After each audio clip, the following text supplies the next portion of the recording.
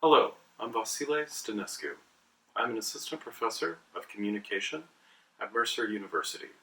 I'm the former co-editor of the Journal for Critical Animal Studies and the current co-senior editor, along with Helena Patterson, of the Critical Animal Studies book series, the first book series specifically on the topic of critical animal studies.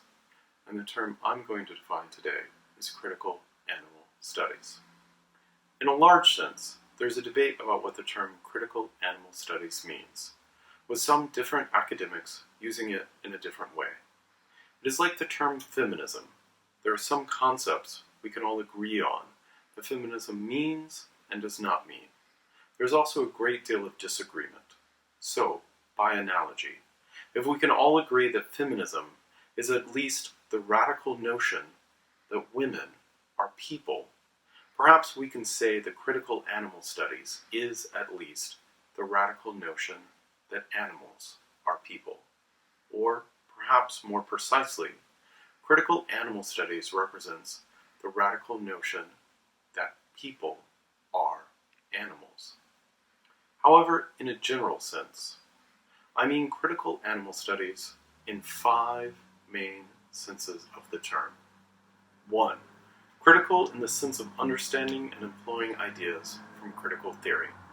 So, for example, Peter Singer, the Ira W. DeCamp Professor of Bioethics at Princeton University and the author of Animal Liberation, is both a vegetarian and hopes to enact change for animals.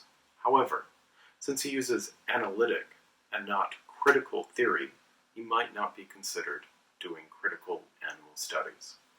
2. Critical in the sense of critical of the rational human subject. Of course, we don't only mean that an author does or does not use some specific author. We also mean that they employ some basic ideas that most critical theorists believe in. Perhaps the most important one is the idea that rationality should not be the litmus test for inclusion in the moral community. So, for example, we might view something like the Great Ape Project as humanistic. It claims that certain animals, primates, get in because of how similar they are to humans. We might be critical of those ideas and argue that animals should matter, not because they are similar to humans, but on their own and for their own reasons. 3. Critical in the sense of critical of some examples of animal studies.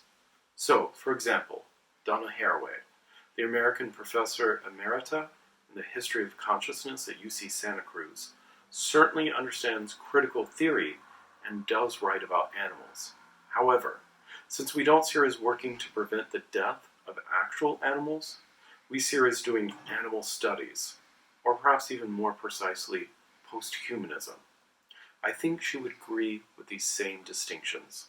In particular, we might criticize her for not dealing with what we believe is an ethical imperative in dealing with the suffering and death of actual animals.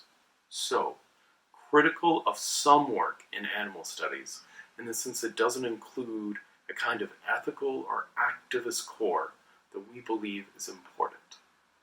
4. Critical in the sense of self-critical or reflective. In other words, critical in the sense of what has been termed intersectionality. How do the ideas of animal studies intersect with other issues of social justice, such as gender, class, race, colonialism, ableism, etc.? 5. And most importantly, critical in the sense of vital, as in animal studies is critical. Critical as needing to happen now. The world is burning down around us. How do we theorize when humans are killing billions and the environment is rapidly passing the point of no return? I would say, for me personally, the basic idea of critical animal studies is best expressed in the well-known quotation by Marx. Philosophers have hitherto only interpreted the world in various ways. The point is to change it. Likewise, that is our goal in critical animal studies. We don't want to just understand what is happening to animals or the environment or even human animals. We are going to change it. And if you are interested in ending what is happening to animals, I very much hope